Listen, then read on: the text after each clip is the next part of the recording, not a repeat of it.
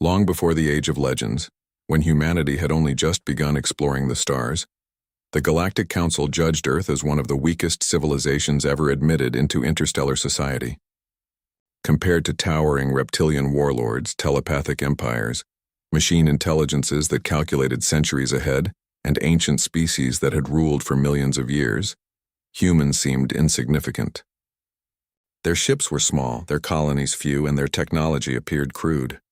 At the Grand Assembly of Worlds, ambassadors laughed openly as Earth's representative pleaded for equal recognition. The official declaration entered into the Galactic Archive read, "Humanity lacks the strength, lifespan, discipline, and unity required to survive the coming ages." Many predicted humanity would vanish within a century, another forgotten species buried beneath cosmic history. But humans did not protest. They simply smiled, returned home, and continued building in silence. While the great empires competed for territory and prestige, humanity pursued knowledge. They mastered fusion beyond imagination, built cities beneath oceans and inside asteroids, transformed hostile planets into thriving worlds, and established universities whose graduates spent entire lifetimes solving problems other civilizations ignored. They believed true strength was not measured by the size of a fleet, but by the ability to adapt. Then the first collapse came. The mighty Carrick's dominion fractured into civil war. The machine empire suffered a cascading quantum failure. The psychic unions lost control of their collective minds. Entire civilizations disappeared almost overnight. Humanity survived every disaster, not because they were stronger, but because every colony had been designed to endure independently. Every citizen was trained to rebuild civilization from almost nothing. Every settlement carried complete libraries, seed vaults, manufacturing systems, and artificial intelligences dedicated to preserving knowledge. Centuries became millennia. The old empires rose and fell like waves upon an endless ocean, while humanity quietly expanded into forgotten corners of the galaxy. Their explorers crossed impossible voids where no hyperspace lanes existed. Their engineers built stellar engines capable of moving suns.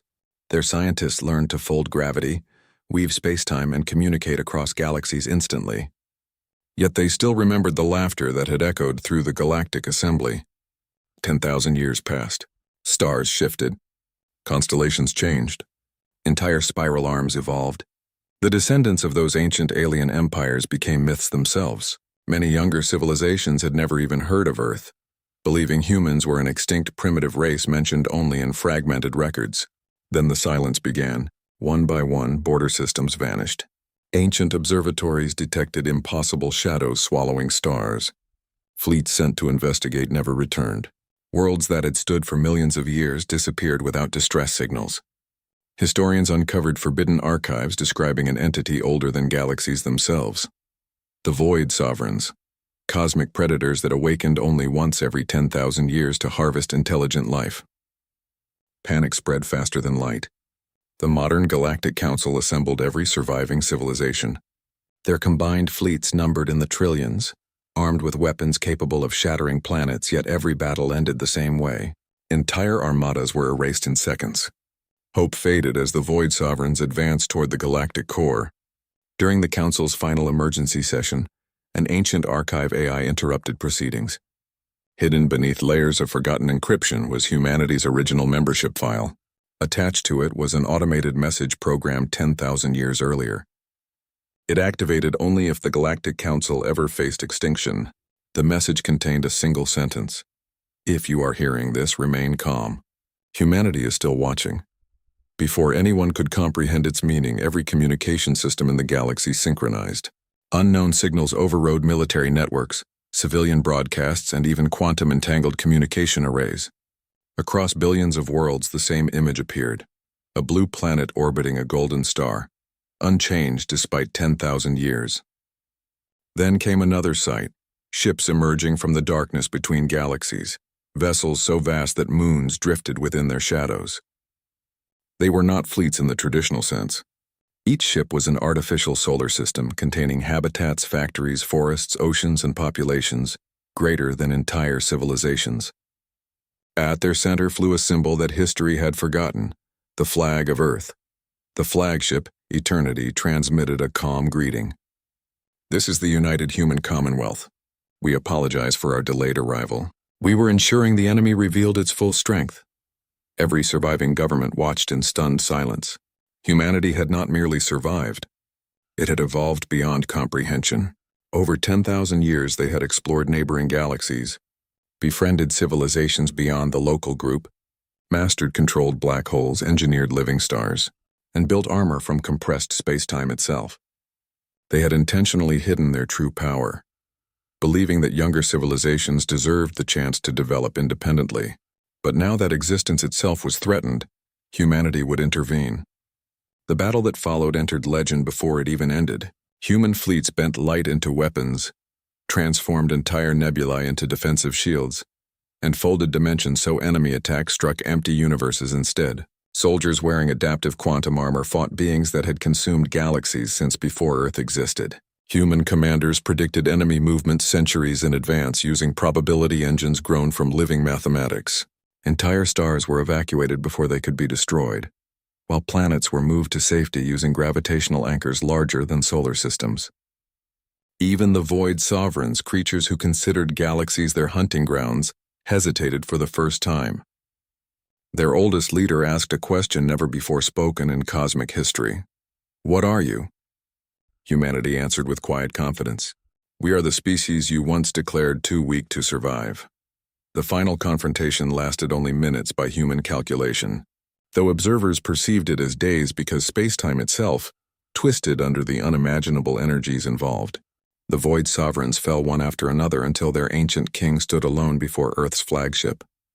Instead of destroying him, humanity offered mercy, explaining that strength without compassion eventually destroys itself, a lesson learned through thousands of years of mistakes, wars, and rebuilding. The ancient predator accepted defeat and retreated beyond the observable universe, promising never to return. Peace spread across the stars. When the Galactic Council gathered once more, the surviving delegates expected humanity to claim absolute rule. Instead, the human commonwealth restored every liberated civilization, shared technologies capable of ending hunger, disease, and energy scarcity, rebuilt shattered worlds free of charge, and refused tribute or conquest. They accepted only one amendment to galactic law. The ancient declaration calling humanity weak was removed from every archive and replaced with a new inscription carved into the foundation of the rebuilt council hall. Never mistake kindness for weakness, patience for fear, or humility for inability. The strongest civilization is the one that ensures others survive beside it. From that day forward, every child in every corner of the galaxy learned the greatest lesson in recorded history. The species once mocked as fragile had never sought domination. They had simply understood that true power required time, wisdom, resilience, and the courage to protect others. 10,000 years earlier, they had been called weak. 10,000 years later, they ruled the galaxy, not as conquerors feared by all, but as guardians trusted by everyone, proving that humanity's greatest strength had never been its weapons, its technology, or its fleets. It had always been the unbreakable belief that no matter how impossible the future seemed, tomorrow could always be built stronger than today. The centuries that followed became known as the Golden Millennium, an era unlike anything the galaxy had ever experienced. With the void sovereigns gone, countless civilizations expected old rivalries to return, but humanity had quietly prepared for that possibility as well. Rather than station armies on every world, the human commonwealth created the Stellar Accord, an alliance where every species, regardless of its size, military strength, or technological level, held an equal voice.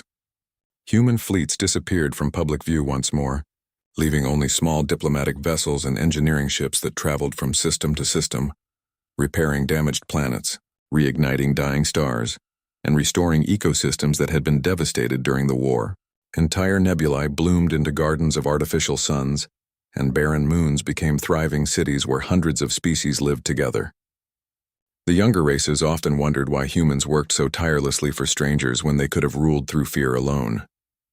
The answer was always the same. Humanity remembered what it felt like to be underestimated. They refused to become the very tyrants who had once mocked them. Yet while peace flourished across the known galaxy, human explorers continued venturing into the darkness beyond the galactic edge, where even light struggled to escape. There, in the silent void between galaxies, they discovered something that froze even the oldest admirals. The Void Sovereigns had not been the creators of the darkness. They had merely been fleeing from it.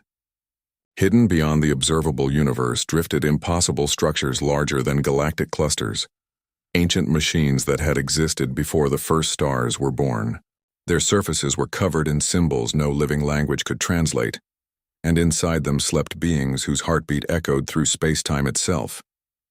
Human scientists named them the Architects, not because they knew who they were, but because every law of physics seemed to originate from their abandoned creations.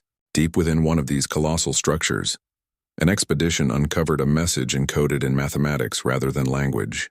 After decades of decoding, the translation stunned humanity's greatest minds. It read, "If this message has been found, then the final cycle has begun. The universe is dying, and those who defeated the void are the only civilization capable of stopping what comes next." Before the Commonwealth could reveal the discovery, strange phenomena began spreading across space. Entire constellations vanished overnight. Black holes evaporated without explanation. Time itself became unstable, with planets experiencing decades in a single day while neighboring systems remained frozen for centuries. Even humanity's seemingly limitless technology struggled to understand the crisis. Then one impossible signal emerged from beyond reality itself. It carried no voice, no image, only a single phrase repeated across every frequency in existence. "Return the builders." Ancient human archives, sealed since the first expansion, suddenly unlocked themselves. Hidden within them were records dating back nearly 10,000 years, revealing a secret known only to a handful of Earth's earliest explorers. During humanity's first faster-than-light experiments, they had encountered an intelligence trapped outside normal space-time. It had guided humanity toward discoveries that accelerated their evolution, asking only one thing in return: that humans grow strong enough to one day save the universe itself. The intelligence had never explained why.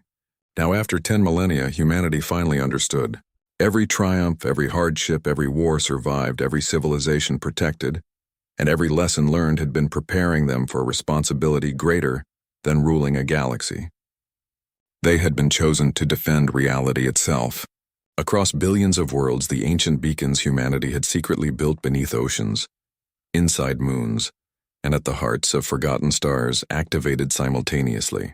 For the first time since defeating the Void Sovereigns, the legendary Eternal Fleet assembled in full. Millions of colossal starships emerged from hidden dimensions, accompanied by artificial stars, living planets, and quantum guardians that had remained dormant for thousands of years. Alien citizens watched in awe as the night sky filled with more human vessels than there were visible stars. Veterans who had fought beside humanity whispered the same words their ancestors once spoke. "If the humans have called every fleet home, then whatever approaches is far more terrifying than anything we've ever imagined." Standing upon the bridge of the flagship Eternity, now commanded by the descendants of those who had first been mocked as weak, the Supreme Guardian gazed toward the darkness beyond creation. The final transmission to the galaxy was calm, confident, and unmistakably human. 10,000 years ago, they said we were too weak to survive. Today, we ask only one thing of every civilization: stand together, protect those beside you. Whatever comes next, humanity will meet it first. And as the Eternal Fleet crossed the boundary between the universe and the unknown, every species finally realized that humanity had never ruled the galaxy because they desired power. They ruled because whenever the impossible arrived, they were always the first to stand between the darkness and everyone else.